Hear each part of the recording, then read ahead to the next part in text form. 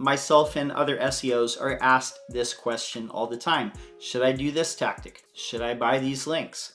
Should I stuff the keywords in this piece of content? And I think the simplest answer to this is, would you do this specific action if search engines did not exist?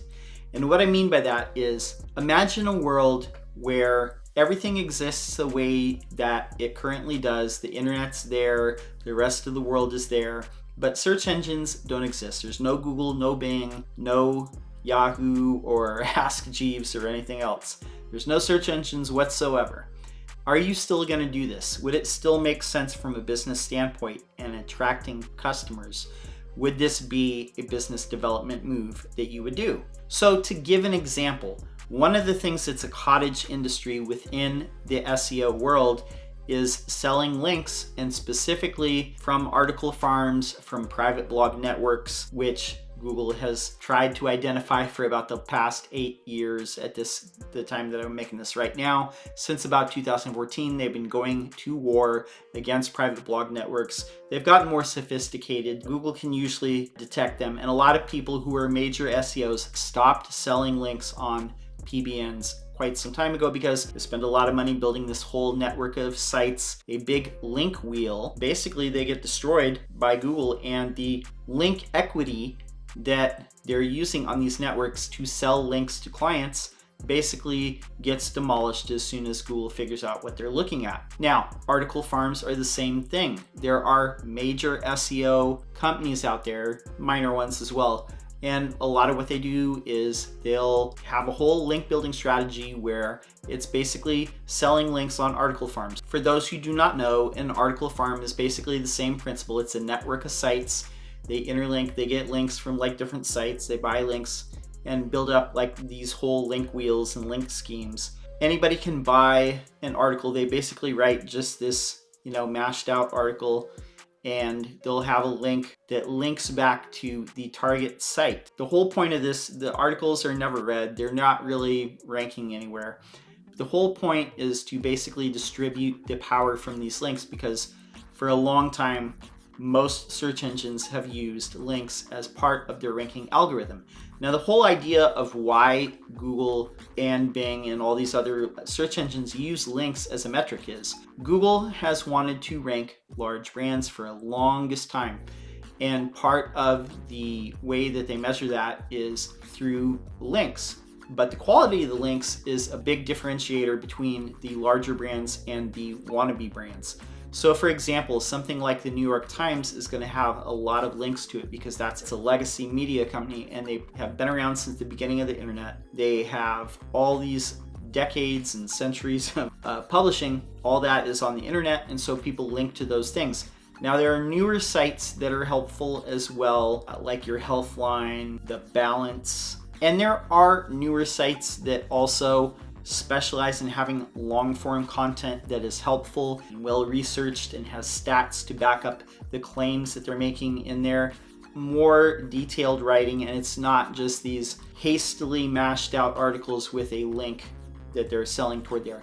They're actually helpful things that people find interesting, they find helpful. These are the types of links that you would want to be getting, you want to be earning. You would want to be getting links that look natural and would be natural business development and customer acquisition links that you would get if search engines didn't exist. So for example, if there was no search engines, you would still be promoting your business on social media. So you would have social media profiles out there for all of the major platforms. You would be doing local business development in your industry. So any industry specific websites that promote different businesses or promote thought leadership within your industry, you would probably want to be mentioned there. Your local business journal websites, your local chamber of commerce or business development websites. Your local newspaper has a website. Your regional and state newspapers have websites. And of course, your national newspapers like the LA Times, Boston Globe, New York Times, Chicago Sun, you would want to get mentioned in something like that. These are all good links to have that don't involve cheapening your strategy to where you're buying links just to get a volume of links. Now, the biggest way that you would get these types of links is to develop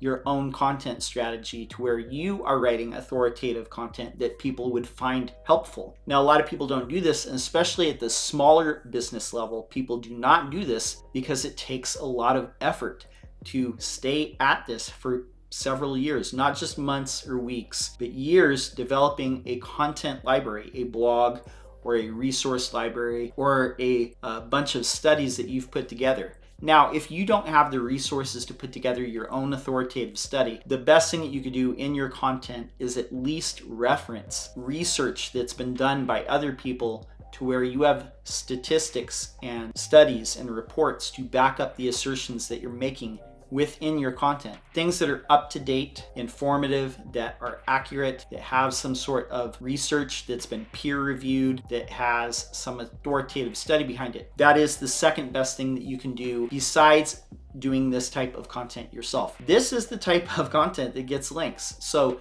this is much harder to replicate than buying links from an article farm. And therefore, sites that get these types of links are rewarded more heavily in Google, and they're more apt to rise to the top. Now, other things that are hacks and cheap things that wannabe brands do, adding keywords to their business name in Google Maps. I see that one a lot. People keyword stuff their business name. It's not their accurate business name. They add all these keywords in there at the end. Now, the one thing with that it's very difficult to pull this off is any of your competitors can basically see what you're doing and they can suggest an edit to Google. Now, what most of these people do, because they have this inaccurate business name, they figure the 3-pack map comes up so high in Google search results, what we're going to do is keyword stuff that business name to where it comes up higher when people search. Let's say if people are searching for an HVAC company, we're going to put our regular business name, then we're going to put like Sacramento HVAC, Sacramento Air Conditioning Company, Sacramento Heating and Air, after all that. Now, your competitor can go and suggest an edit, and Google is basically going to say, okay, we're going to look on the website and see what their business name is on their actual website. And then we're going to look at all the other places where their business name is mentioned, on Yelp, on Facebook, Twitter, Instagram, and then anywhere that it's mentioned in the public, like on the Chamber of Commerce, on your local business journal site. And if they see that your business name is not the same as what you're keyword stuffing it on Google Maps, then they're just going to take that suggestion and implement it and approve it. So this is a losing strategy, and it is a very short-sighted and short-term hack. It might work for a little while, a couple of weeks, couple months, but it is not a good long-term strategy. And you're only doing it because search engines exist. You're only doing it because there's this thing called Google Maps that appears in the Google search results, and that's why you're doing it. And that's the only reason why you're doing it. So that is not an effective way to build a long-term strategy.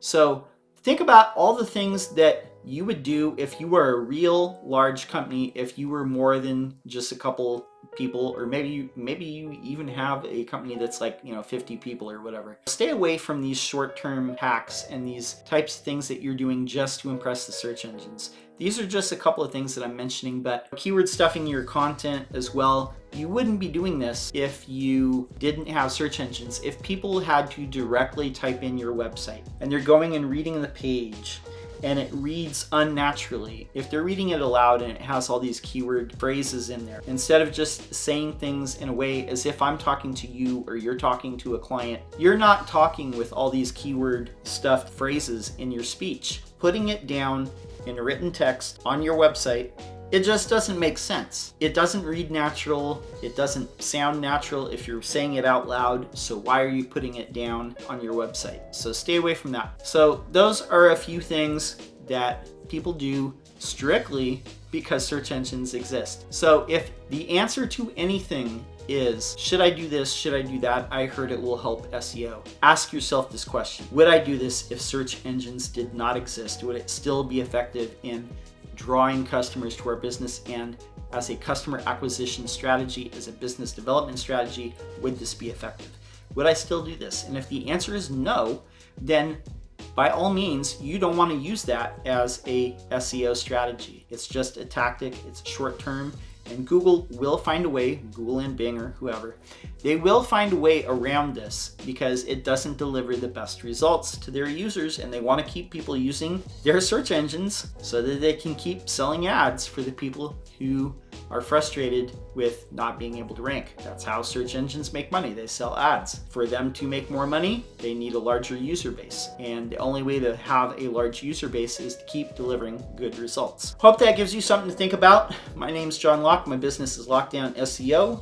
If you got value from this video, do me a favor, leave a comment down below, give this a thumb up, and subscribe, because all these things tell YouTube, their algorithm, that people are finding this interesting, they're getting some satisfaction out of this video, and it will help circulate this video to more people, help this channel grow, help this channel stick around, and I would greatly appreciate it from the bottom of my heart. All right, that's all I have for now. Until next time, peace.